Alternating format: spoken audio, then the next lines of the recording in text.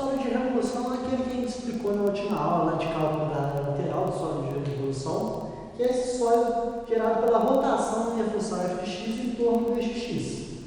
Eu vou calcular agora o volume, o espaço preenchido dentro desse sólido. Para isso, eu vou considerar a minha função que eu rotacionei f de x derivada no intervalo AB que eu estou calculando, e eu vou dizer que o volume vai ser igual a π vezes a integral entre os pontos que eu quero calcular A e B da minha função f de x elevado ao quadrado dx. Vamos ver o porquê disso. Assim como a gente fez no comprimento do arco, no valor da área lateral do sólido de revolução, a gente, para calcular o valor de uma grandeza aí macroscópica, a gente vai pegar variações extremamente pequenas do eixo x e relacionar a medida que a gente está procurando, que no caso é o volume, em cada pedacinho do eixo x ali, cada variação, e depois somar ponto a ponto desse eixo x, dos intervalos que eu quero, de A a B, para calcular a grandeza do seu valor total. Bom, então eu tenho que calcular o volume, que é a grandeza que eu estou querendo calcular, para uma variação extremamente pequena do eixo x. Como que eu vou escrever esse volume?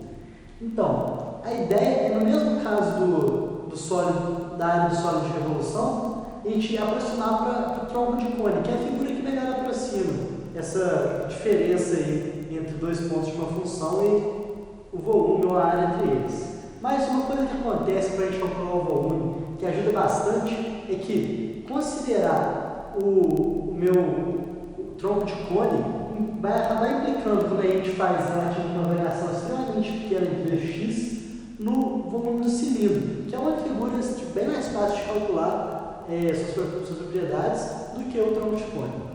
Então, eu vou aproximar esse pedacinho aqui de um cilindro, nesse meu relativo a uma pequena variação do x, e vou calcular o volume dele, para depois somar ponto a ponto esse volume dos pontos A até o ponto B que eu quero calcular. Então, o volume do meu cilindro, eu sei que é a área da base vezes a altura. Sendo a área da base a área de um círculo, πr ao quadrado. Então, aqui vai ser meu πr ao quadrado, sendo R exatamente o valor da minha função no eixo, no ponto x2, que eu vou considerar aqui. Esse é minha f de x2. E a minha altura vai ser exatamente essa alturinha do cilindro aqui, que vai ser essa variação de x, x2 menos x1. Então, essas aqui vão ser as minhas grandezas. Agora, para fazer esse volume ser relativo a uma pequena parte desse x ser um dv, eu vou ter que fazer essas grandezas serem relativas também a uma pequena variação do x. Então, a minha área lateral, meu πr ao quadrado, vai ser o π vezes o valor do meu r, que no caso é o próprio valor da minha função. O raio desse círculo vai ser o valor da minha função. No eixo x vai ser, então, f de x ao quadrado. Π f de x ao quadrado vai ser, portanto, o valor da minha área da base desse cilindro relativo a uma pequena variação do x. Bom, e quanto que vai ser h relativo a essa pequena variação do x? Bom, reparem que h mede exatamente a variação do x do x2 menos x1. Portanto, essa variação relativa a uma pequena variação vai ser a própria pequena variação do x, que é o que eu vou chamar de dx, essa parte extremamente pequena aqui do x.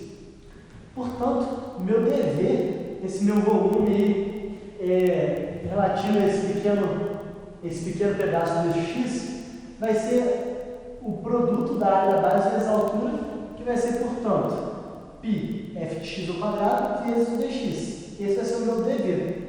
Então, para calcular o volume total aí desse sólido de revolução, o que eu vou fazer vai ser somar esse volume relativo a pequenas variações do x, ponto a ponto do meu x, de forma que eu tenha, portanto, o volume total, ou seja, a soma total desse volume. Então, a soma ponto a ponto a gente sabe que é a integral, eu quero calcular entre os pontos A e B, e então o volume vai ser isso aqui, que é igual a esse aqui. Como π é uma constante, eu posso colocar ela para fora da integral, de forma que o meu volume V seja igual a π vezes a integral entre os pontos A e B que eu quero calcular o meu volume, da minha função que eu rotacionei, f de x ao quadrado vezes dx. E portanto, a gente encerra essa parte de aplicações integral do volume do sólido de revolução.